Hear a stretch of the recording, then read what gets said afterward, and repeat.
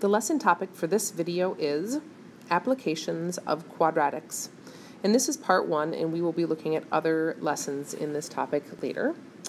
So the first thing I want to make sure you do is make sure you have your graphing calculator out and ready to use, because we are, again, using applications of quadratics. And so once we have set up an equation that will help us solve this word problem, or in this case geometry problem, we will use a graphing calculator to do the solving for us. All right? So this first example says find the value of x. What we've got here is a parallelogram. Back to geometry a little bit here, right? And this parallelogram has a base of x plus 10 and a height of x. And we know that's the height because it's perpendicular to the base. We're also told that the area of this parallelogram is 24 centimeters squared. Our job is to find the value of x, and in order to do so, we need to write an equation that involves things that we have a expression for, which is our base, our height, and our area. So obviously we are going to use the area formula for a parallelogram, and if you remember that the area formula for a rectangle or a parallelogram is just simply base times height, and triangles are 1/2 base times height if that is needed. Alright, so first things first is I'm going to write the area formula for a parallelogram. Area equals base times height. Now, we already know the area. We know the area is 24, so we can go ahead and put this 24 in for A right here. Now, you don't put the centimeters squared, you don't put a squared, you don't put centimeters, you just put the 24 there. Don't worry about the units. And that is equal to our base. Well, the base is x plus 10, and we'll need that in parentheses. And then the height is x, so put that in here. So we now have an equation, 24 equals the quantity x plus 10 times x. You might not notice right off the bat, but this is a quadratic situation. All right, now we know this because if I were to distribute this x into the parentheses like this, I would get, and you don't have to write this down, but I would get 24 equals x squared plus 10x. And then to solve this, we would need to subtract 24 from both sides of the equal sign, because we notice we have an x squared and an x. We would have to solve by factoring, and we would set this equal to 0, and then we would go from there solving by factoring or using the quadratic formula. But like I said, we are not going to solve this by hand. We're going to solve this using our graphing calculator. So what you're going to do is you are going to put this side of the equation in for y1 in your graphing calculator, and you're going to put this side of the equation in for y2. So go ahead, grab your graphing calculator, and put those two things in to your graphing calculator. Okay, so when you do that, this is what you're going to see if you have a standard window in. You can kind of see this parabola curving this direction, coming down lower here, and then coming back up here, and that's all we can see. So what we're going to want to do is we're going to want to adjust our window so that we can see. Here's what we need to do. Sorry, backing up just a little bit. We need to find the value of x, and to do so, we need to find out where does this portion of our equation, okay, which is a parabola, it's a parabolic curve right here, where does that cross this part? Because wherever they cross on the graph is where they are equal, and we're trying to find the value of x to make this equal. So if we need to see where y1 is 24, think about this is my y-axis, we want to go all the way up to where it's 24 so that we can see where the parabola crosses that y value of 24. So I'm going to adjust and go ahead and go to your window and make sure that your y maximum is greater than 24. I'm going to put 30 in for mine, and then I'll show another picture. Okay, so now what I can see, instead of just the part of the curve I saw here, I can see that parabola a little bit better, and I see that line at y equals 24. All right? So again, like we've talked about with solving quadratics, we know that the parabola is actually going to hit that 24 line in two locations. They're going to intersect here, and they're also going to intersect over here. Okay? Now let's stop and think for a minute. We could adjust our window and move it so that the x minimum was smaller so that we could see that value over here. But let's think for a second. What are we trying to find? Well, we're trying to find the value of x that makes this side equal to this side. And the value of x that's over here would be like negative, I don't know, 12 or something, where it would intersect up here. Well, can this height be negative 12 on a parallelogram? No, x couldn't be a negative value in this geometry situation. So we don't actually need to move our window at all to see that location, because we can think ahead and use logic that that can't be our x value. So since this one can't be our correct x value, we know that this one is going to work for us. So remember that what you're going to do, and again, Casio versus TI, you both have the same knowledge about how to find that point of intersection. So TI people, you're going to hit second, calculate, 5 for intersect, enter, enter, enter.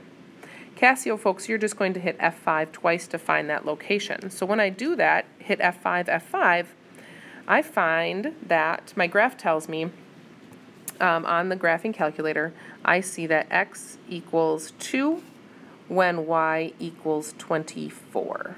So when you find that intersection, those are the values you're going to see. Well, that means that when y is 24, x must be 2. So we have just solved this. X equals 2 is our answer. The value of x is 2 in this situation right here. And if you want to check and make sure, well, 2 plus 10 is 12. And if this is a 2 as well, because x is 2, 12 times 2 is, in fact, 24. All right, let's try another one of these just to make sure we've got this. So this is a rectangle, and the area equals base times height. And we're going to put 100 in for the area, because the area is 100. And we're going to put the base in as 2x plus 5. Look at the base of the rectangle there. And the height is x plus 8. All right, so go ahead and put this into your calculator for y1. Put this into your calculator for y2, making sure to use both sets of parentheses. Find the intersection. And where they intersect is what our x value will be in this situation. Then check back to see how you did. All right, so I had to adjust my window again, and hopefully you did as well. I went up to about 120 on my y-axis this time. You can't see the line because I already found my intersection, but the line is somewhere in here, right? And here is where the parabola meets that line at y equals 100.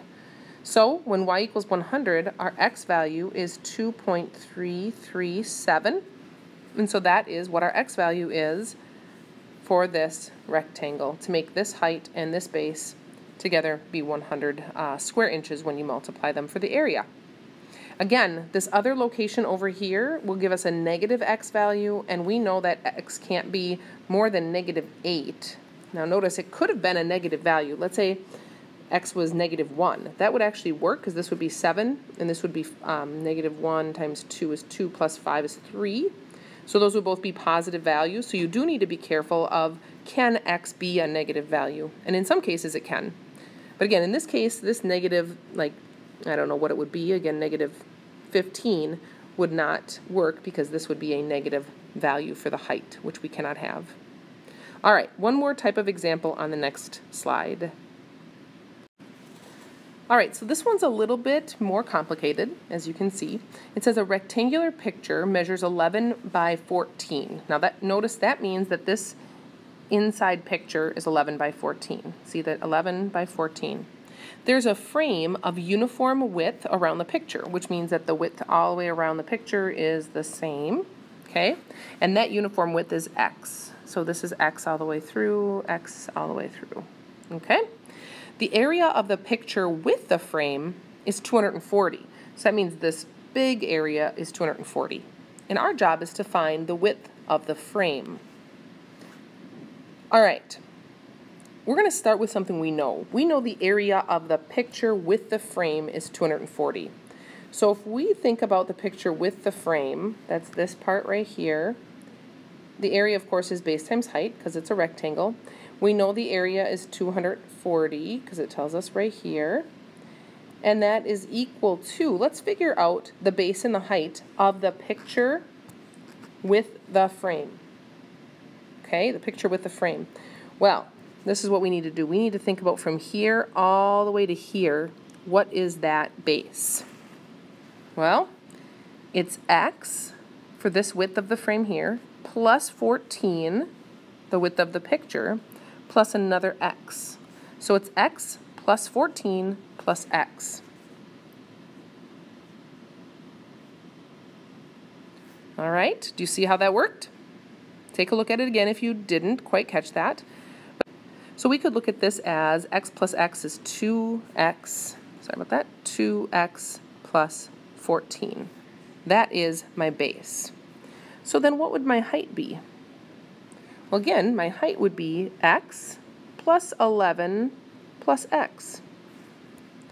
X plus 11 plus x, which is 2x plus 11. So there's my height, and there's my base. So we're going to go back to this equation over here. My base is 2x plus 14, and my height is 2x plus 11. So just like the last two screens, we are going to put this in for y1, and we're going to put this in for y2 in our graphing calculator. Now think for a minute, what do I need to move my y maximum to? Well, at least 240, right? So greater than 240. I like to be able to see it on the screen. So perhaps 250 or even 300 so that you can see where that is. Go ahead, use your graphing calculator and solve for x. Okay, so I want to point out I actually changed my y-axis here and my x-axis because I wanted to make sure to talk about this. I changed my y-axis to 300, but I also wanted you to see the full parabola here, so I changed my x minimum to negative 20. I want to point out again that we have two locations where the line at 240 crosses this parabola here, okay? And we're going to go ahead and find both of those intersections. So use your graphing calculator the way you need to find those values. So one is going to be x equals negative 14.032, and one of them is going to be x equals 1.532.